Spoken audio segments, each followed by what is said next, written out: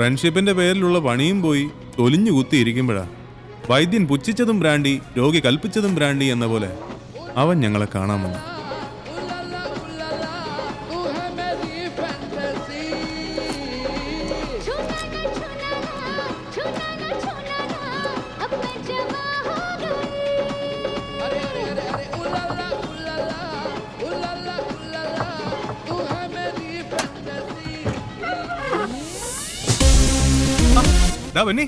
ഇതാരാ വന്നേക്കുന്നത് നോക്കിയേ. അവന് പറയാനുണ്ടായിരുന്നത് മറ്റൊരു കഥയായിരുന്നു.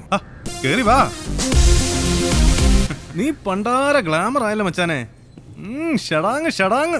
ഇത് അതിന്റെ ഒന്നും അല്ല, കൃത്യമായിട്ട് 4 നേരം ഷാപ്പാണ് അടിക്കുന്നതിന്റെ. എന്താടാ പെട്ടെന്നൊരു വരവ്? എന്റെ ബെന്നിച്ച, ഞാനൊരു കുടുക്കിപ്പെട്ട് കിടക്കുക. അത് നീ കാലെടുത്ത് കുത്തിയപ്പോഴേ മനസ്സിലായി.